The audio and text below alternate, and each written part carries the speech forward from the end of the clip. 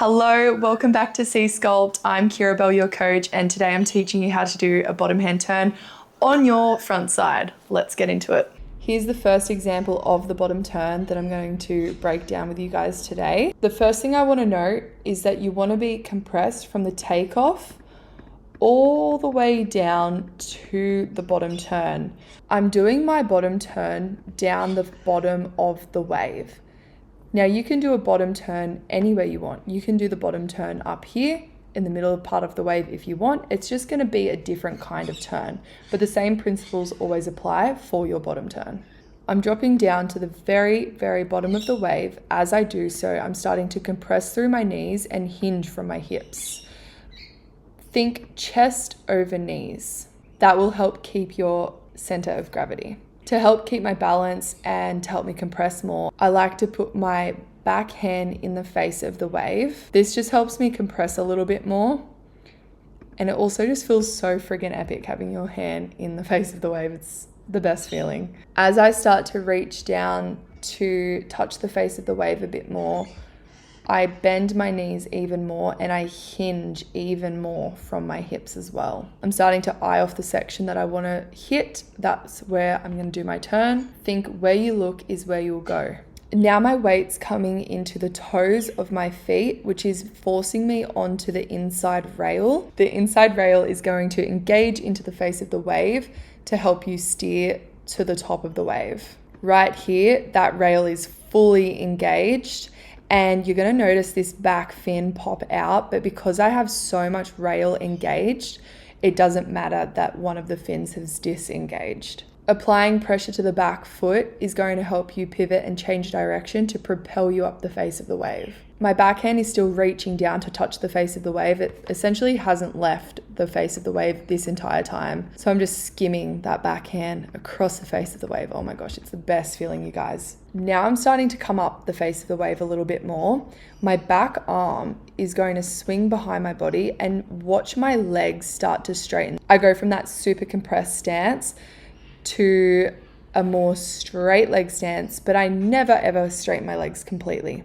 This back arm is swinging behind me. I'm straightening those legs even more, which is giving me the power and the speed I need to get to the top of the wave. It's kind of like doing a jump squat. If you're to do a jump squat on the floor with your hands resting on your hips, you probably won't get as high as you could if you were to use your arms a little bit more.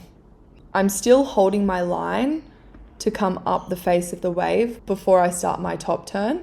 I'm going to get into the top turn breakdown in a separate video. I purely just want to focus on the bottom turn during this video for you guys. I'm still, even though I'm starting my top turn action, I'm still actually holding my rail to come up the face of the wave. Okay, now we're getting into the top turn, which I'm going to leave for another time. Let's go straight into the next turn. This next turn is slightly different. I'm behind the foam a little bit more, which just means it's a slightly different turn. And I'm going to be in the power source even more than I was in the previous turn. Same principles apply. I'm bending my knees, I'm hinging from the hips. My back arm reaches down to touch the water.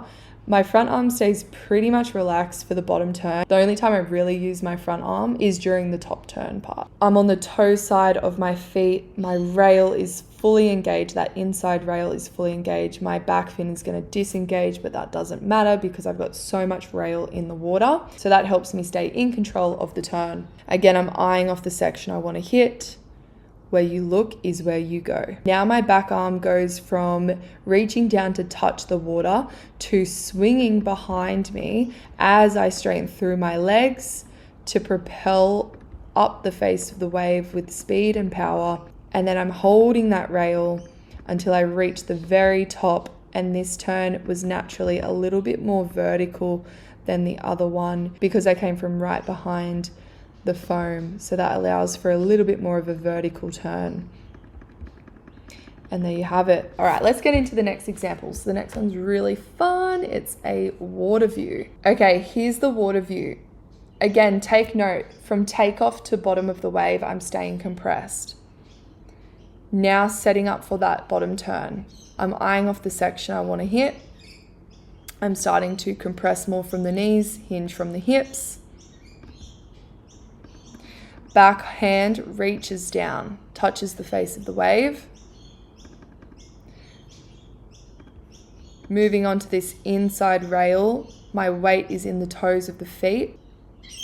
Holding my line, now starting to apply pressure to the back foot to help pivot and change direction.